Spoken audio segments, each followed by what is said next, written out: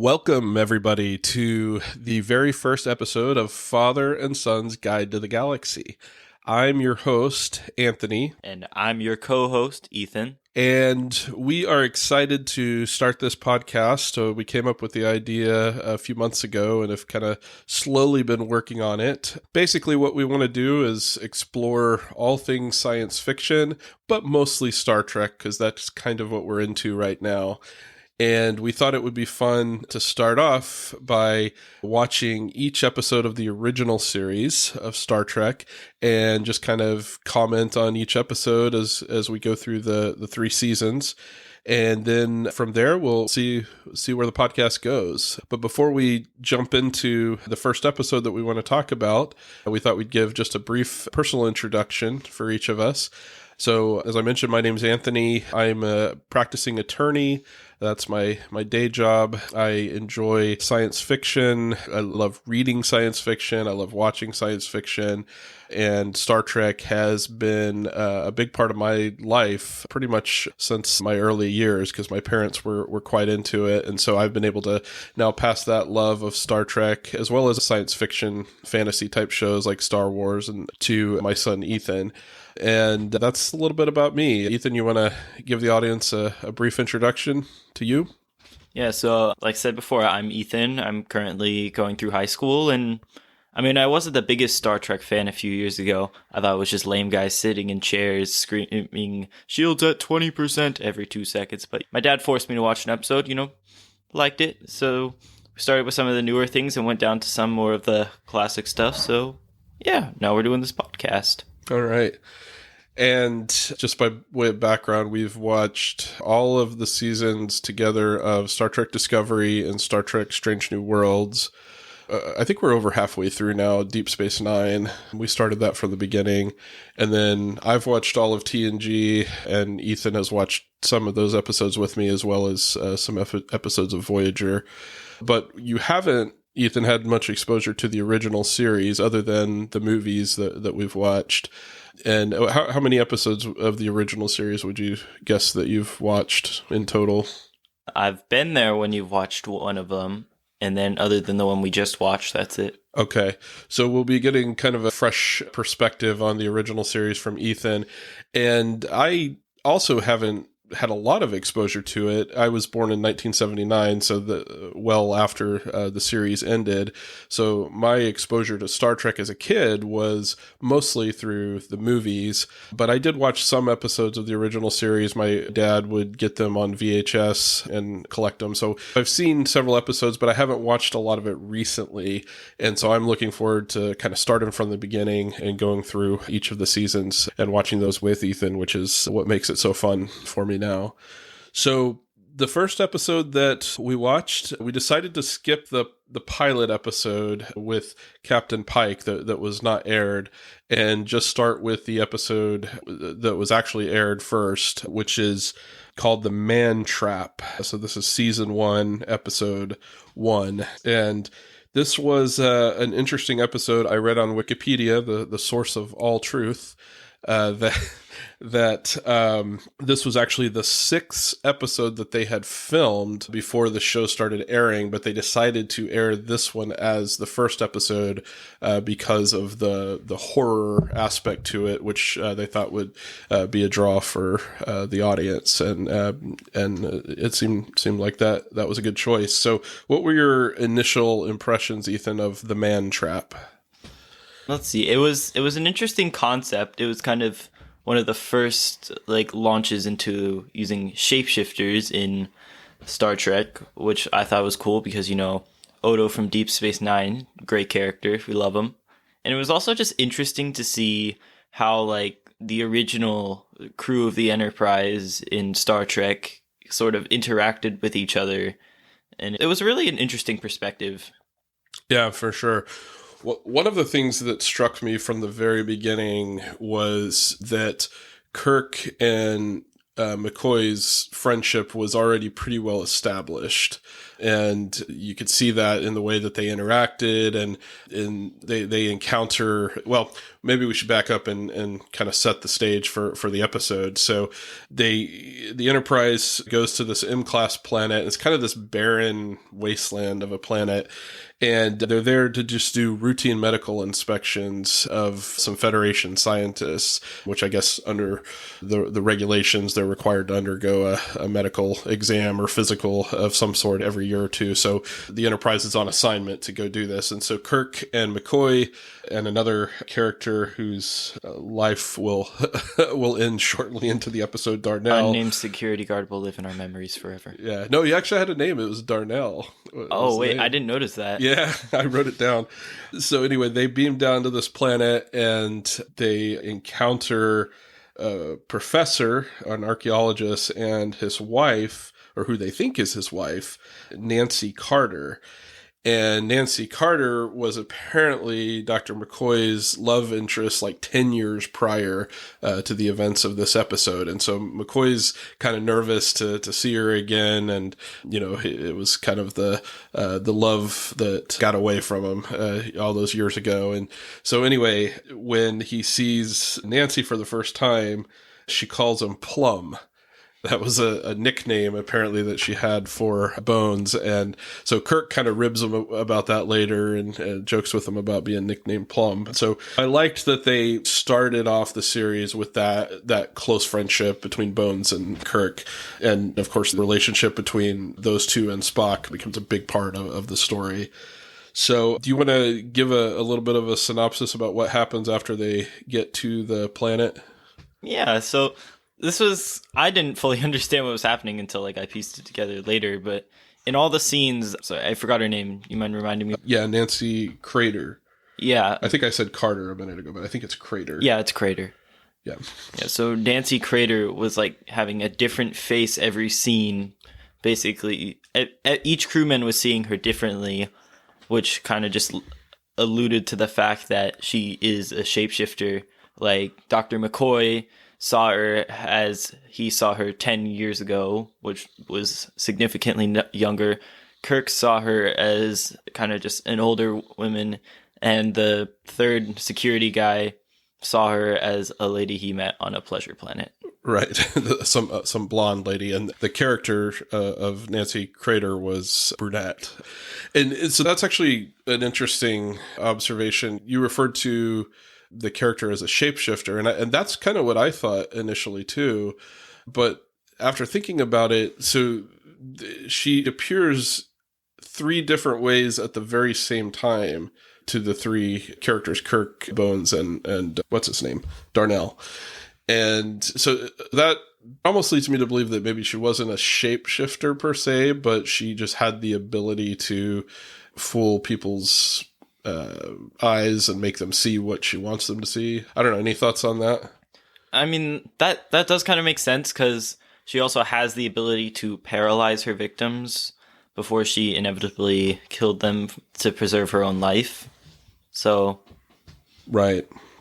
So maybe she just has the power to manipulate the mind instead of shape-shifting. Instead of actually shifting, yeah. Anyway, that's a question that goes unanswered. But certainly, if she is a shapeshifter, she's a very different type of shapeshifter from Odo in Deep Space Nine. She's not one of the founders or anything like that. So anyway, they see Crater, and she looks like these 3 different women. And then what happens next? The professor shows up, right? Professor Crater. And he's refusing the physical. He doesn't want to do the medical exam that they're there to do, and says that the only thing that they need from the Enterprise is some salt tablets, which is an interesting little clue that will come to light a little bit later in the story. And then they finally convince him that he needs to do the exam. And then Bones, before he can even really get into the exam, there's a scream, right? They hear a scream. And in the meantime, Darnell had left the little house or cave or whatever it was they were staying in. And so had Nancy Crater. And so they go out and they find that Darnell is dead. And not only is he dead, but he's got this kind of weird red rings on his face, and they're not really sure what that is. And then from there, they beam him up back to the Enterprise, and Spock, who had been left in command of the Enterprise, who is, of course, the science officer, he analyzes a plant that Nancy Crater said that Darnell had ingested. And it turns out that the plant was poisonous, but that the red rings were not a symptom of the plant. So it's unclear what was the cause of Darnell's death. And then what happens next? Do you remember? I thought this was kind of interesting, a discussion between Kirk and Dr. McCoy.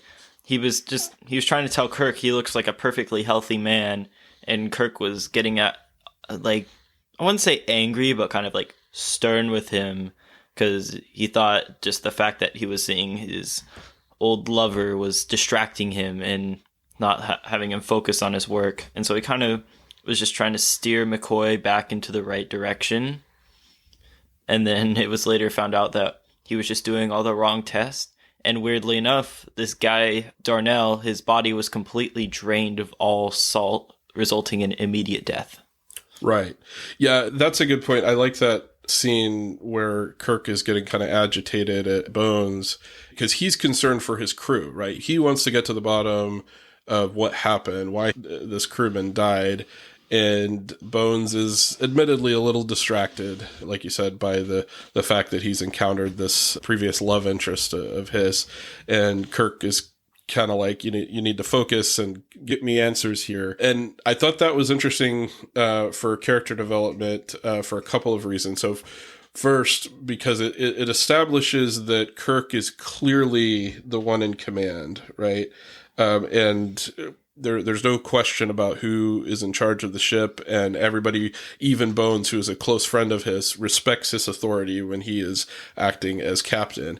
And then a little bit later, Kirk actually kind of apologizes to Bones for getting upset, and Bones said, actually I was kind of distracted and I need to focus on my job here. So that, I think, it's just another good example of the close friendship that they have together. So after that scene, let's see, the Professor Crater ends up running away, right? Am I remembering that right? Okay. And in the meantime, Kirk and I think McCoy and a couple of other crew members beam down, and Nancy Crater kills the two crew members, and they end up having the same red rings on their face that Darnell had.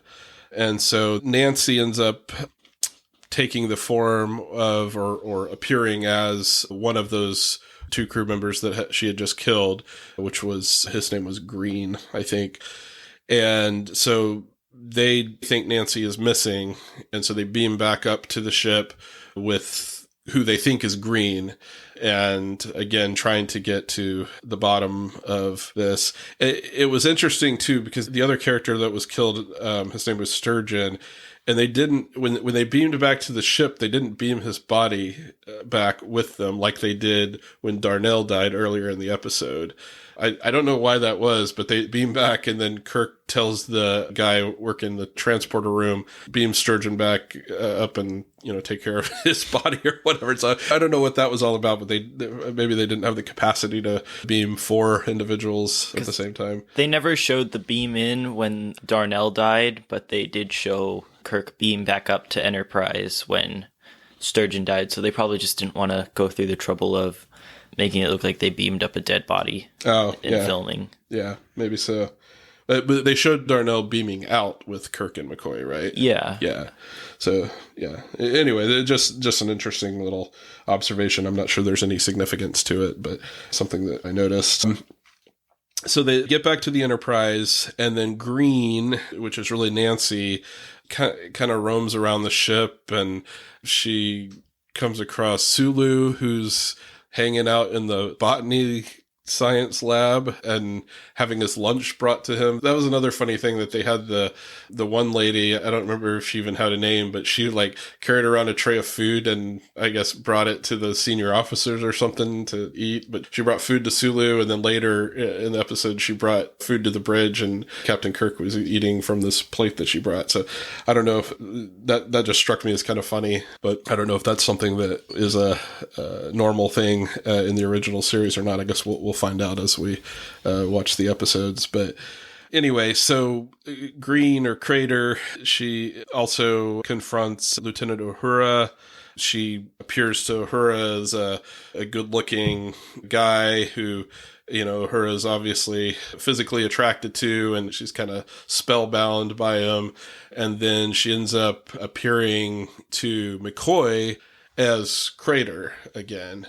And he doesn't realize that that Kirk and the others don't know that she's on the ship, right? So there's this disconnect between the characters. And then what happens after that? Well, one thing I wanted to go back to and point out was when the shapeshifter appeared to Uhura, it was almost like she could read her mind, in the sense that the shapeshifter started speaking in Swahili, and that was a language that Uhura also knew. So I think you could probably, from that, conclude that the shapeshifter probably more is a mental influence than a physical influence in terms of appearance. Yeah, that's a good point. And it also struck me as funny that the shapeshifter, the Crater character's going around and acting kind of weird, right? When she takes the appearance of Green, he's like stalking the lady with the food, wanting to get the salt shaker off of her tray.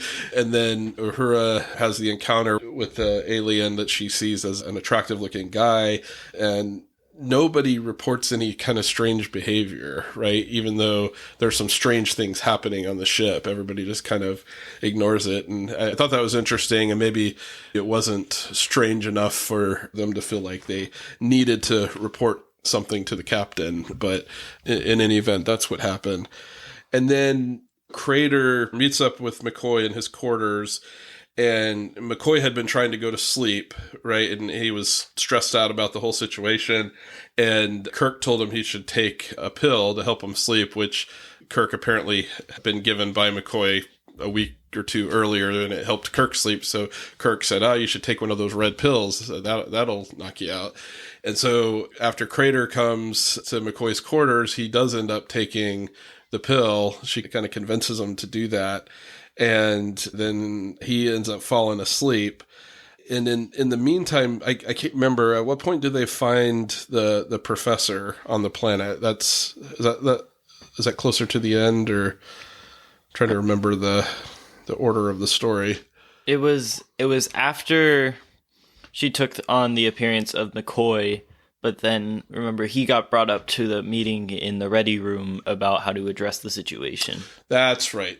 So Kirk and Spock beam back down to the planet, and then they eventually find the professor. He doesn't want to go with them, and in fact he's threatening them with a phaser, but they kind of trick him and get him to come back to the Enterprise. And so then they're in the conference room or whatever that is, and they're discussing the problem, like how to deal with this. And McCoy, in quotes, is in the conference room with them, but it's actually the alien posing as McCoy, like you said. And then it becomes apparent that the professor knows that is the alien and not actually McCoy, because he admits that he's able to tell when it's the alien, but he doesn't tell them that McCoy is the alien, right?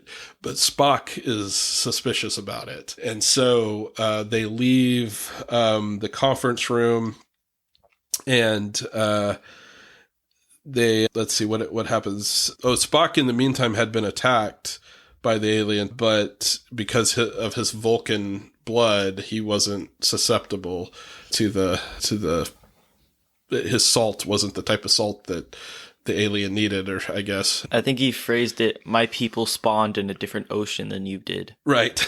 So anyway, so they leave the conference room, and then And so Kirk finds that Spock had been attacked and injured, and he also finds at the same time the professor who was dead.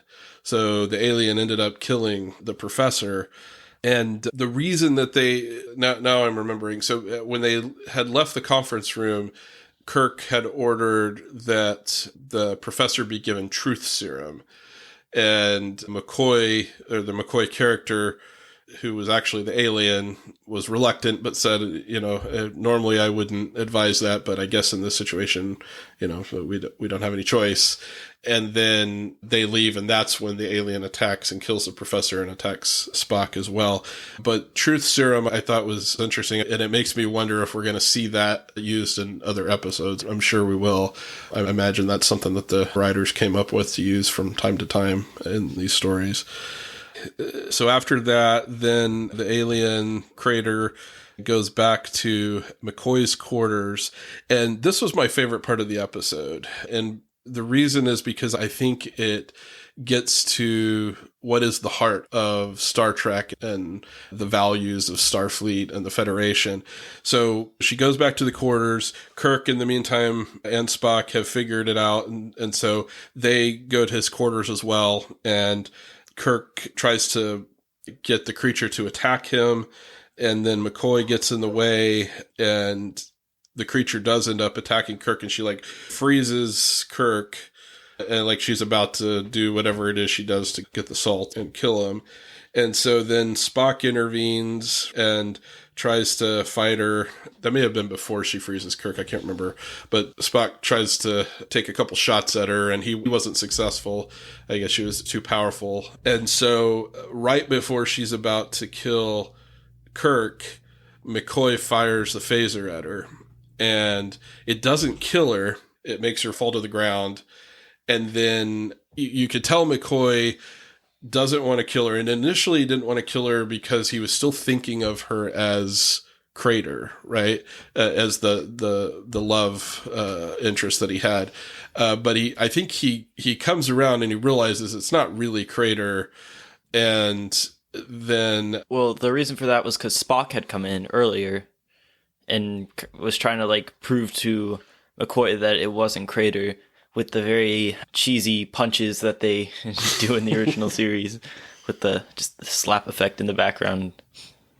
And he kind of helped McCoy come to his senses a bit, even though McCoy was still resisting, because he was still trying to fight with Spock about actually firing the phaser before he fired. Right. Oh, and we should mention, too, that right before Kirk is about to die, the creature, I think that's when the creature took on its actual form, right? And they could see what the creature actually looked like. Mm-hmm. Is that right? And McCoy fires a phaser at her, and then she turns back into Crater to kind of appeal to McCoy's soft spot. And McCoy's got the phaser at her, and he's not necessarily going to shoot her, but she starts approaching him, and it's clear that what she's going to do is try to kill him. And so he has no choice but to shoot her again with the phaser and kill the alien.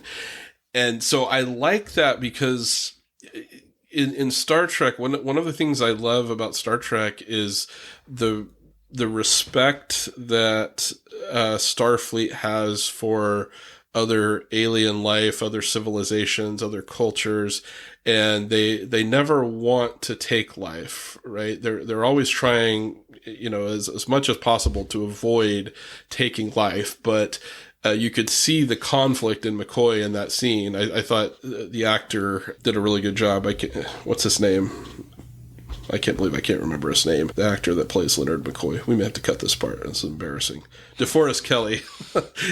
DeForest Kelley, it's his name. I thought he did a really good job playing that scene because you could kind of see the conflict in McCoy of not wanting to take a life, even though it was an alien life that had been fatal to their crew, right? Had killed several crew members. But he nonetheless does what he has to do to defend himself and the ship, and he kills the alien. And then at the end of the episode, there was a scene, it was the very last scene of the episode, and Kirk and Spock, and I can't remember if McCoy was there, but they were on the bridge, and Kirk makes a comment. He's kind of staring off into space, and Sulu's waiting for the order to take off. And Kirk was kind of thinking about something. Do you remember what he said he was thinking about? No, I actually don't remember. So he said he was thinking about buffalo. Oh, right, because the buffalo on Earth, like, they mentioned this, I remember now, they mentioned this earlier in the episode, how, I think it was Dr. Crater speaking to them about the alien life form, about how it was the last of its kind, and he relates it to the buffalo on Earth, who, like, they used to cover multiple states in America, but then they were extinct. Yeah, so he's saying how in this future, it's Star Trek, the 23rd century, the buffalo are extinct. Right. Yeah. Yeah. So Kirk is contemplating that sacredness of life, right? Which is a theme all throughout Star Trek that I really like.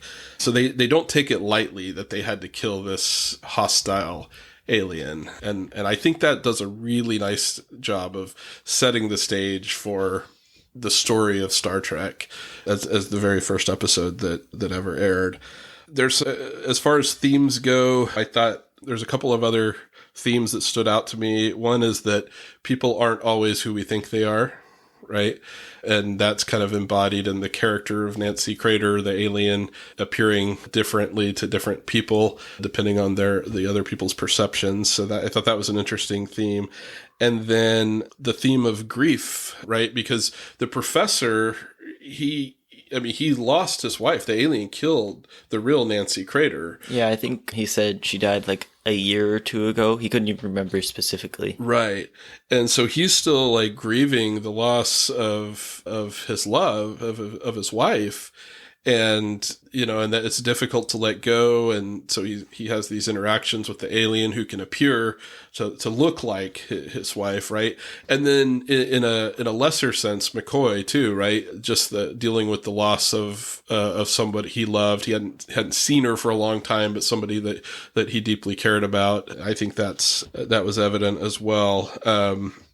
And he even says at one point, before he kind of comes to his senses and realizes that she's not actually Nancy Crater, he says, "I won't shoot Nancy," right? Because he was still, coming to terms with the fact that she wasn't actually there. So I thought that those were good themes. And then, themes of environmentalism, which is a common theme or thread throughout Star Trek, and the interdependence of species, how as humans we rely upon plants and animals for our own survival, and we have to be careful and mindful of the resources that we have so that we can continue to perpetuate the survival of our species. So all in all, I thought it was a good show. So as far as letter grade, I'd give it, I gave it a solid B. I thought, and this is the first one we've watched, so I might revise that grade later on if I were to go back and watch it again. But just based on the Star Trek that I know and love, and not having watched the original series in a long time, I gave it a B. I thought it was a good story, good character development, and I liked the horror genre or subgenre that they added into it. So I thought that was a good. There's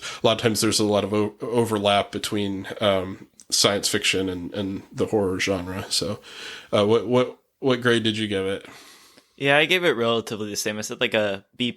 I was kind of impressed by how the episode looked for its time. I used to make fun of the original series graphically, of like how cheesy and old-fashioned it looked, but watching the episode this time, I was impressed. I liked the storyline, the concept, and the weird uniforms didn't bother me too much this time. Yeah. And I think, one of the reasons it probably looked better than you expected is I think they've digitally remastered all those episodes. Yeah. So they probably do look a lot better than they actually looked. I mean, obviously on the TVs that we have now compared to what they had in the 1960s, they look better. But that is nice that we have the technology to do that, because it makes it a little less jarring. It's a little bit easier to suspend your disbelief when you're, not watching something that, looks like it was filmed in the 1960s, right? Which it was. So, yeah. So overall, good episode. So we'll be back next time, and we'll talk about the next episode in season 1. And we look forward to hopefully hearing from you all, whoever is out there that might happen upon our podcast and might want to listen to it. If you like to give us a review, we'd welcome that, and love to get your feedback and thoughts. Anything you want to add before we close the episode? Not really. I'm just going to say goodbye, everyone, and see you soon. All right. Live long and prosper.